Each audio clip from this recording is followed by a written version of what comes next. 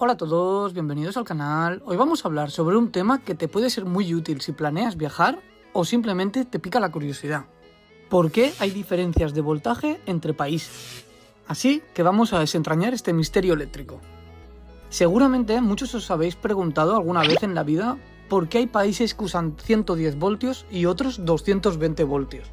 ¿Cómo hemos llegado a estas diferencias en el voltaje en el mundo y qué implica para nosotros en la vida diaria? Introducción a la electricidad. Empecemos por lo básico. La electricidad se mide en dos unidades principales: voltios para el voltaje y amperios para la corriente. Esto, para poderlo entender mejor, imaginémonos una tubería de agua. El voltaje es como si fuese la presión de agua dentro de la tubería, mientras que la corriente, los amperios, es el flujo de agua que corre por dentro de la tubería. Ahora bien, ¿por qué algunos países tienen 110 voltios y otros 220? Para entender esto, tenemos que viajar un poco en el tiempo hacia atrás. Los inicios de la electricidad doméstica. La historia comienza a finales del siglo XIX, cuando la electricidad empezó a iluminar nuestras vidas. Pero en ese entonces tenemos que saber que no existía un estándar universal para el voltaje ni para el tipo de corriente. En Estados Unidos, Thomas Edison promovía la corriente directa, que operaba a 110 voltios. Pero por otro lado, Nikola Tesla y George Westinghouse defendían la corriente alterna, que podían transmitir energía a mayores distancias, pero también operaba a 110 voltios. Y hubo una gran disputa sobre qué tipo de corriente era la mejor, y finalmente la corriente alterna ganó la famosa guerra de corrientes. Pero aquí no terminan las diferencias. Mientras en Estados Unidos y gran parte de América optaron por los 110 voltios, en Europa se decidieron por un voltaje más alto, los 220 voltios. ¿Pero por qué? Diferencias entre 110 voltios y 220 voltios. El motivo principal de estas diferencias es la eficiencia. En un sistema eléctrico, mientras más alto sea el voltaje, menor es la pérdida de energía durante la transmisión. Pero aquí también juega un papel fundamental la Segunda Guerra Mundial, ya que después de la Segunda Guerra Mundial, Europa necesitaba reconstruir su infraestructura, y al tener la oportunidad de empezar desde cero, optaron ya directamente por un sistema de 220 voltios, porque permite transmitir más energía con menos pérdida. Además, muchos aparatos eléctricos europeos ya estaban diseñados para soportar ese voltaje. En cambio, en Estados Unidos ya se había estandarizado el sistema de 110 voltios, y cambiar todo esto habría sido extremadamente costoso. Por eso mantuvieron su infraestructura original. Esta división en el voltaje global se puede trazar así. América del Norte, incluyendo Estados Unidos, mayormente se usa 110 voltios. El resto de América, como México, puede variar entre los 110 y 220, dependiendo de la región.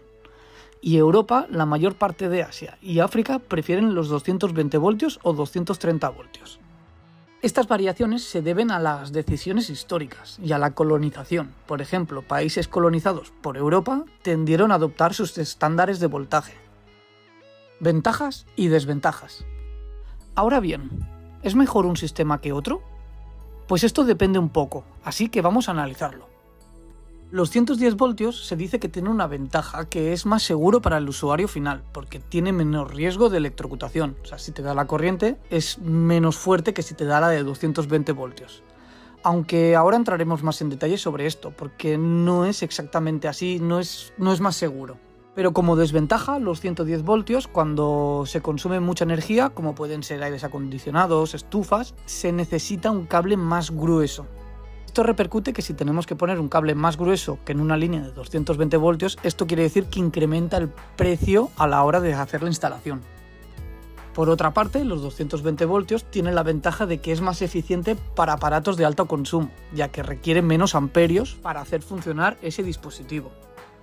Como desventaja, pues un voltaje más alto puede ser más peligroso en caso de accidentes. Pero vamos a entrar en la peligrosidad más en detalle con estas cosas. Como te había dicho, los 110 voltios son más seguros que los 220 voltios. Esto es un sí y un no.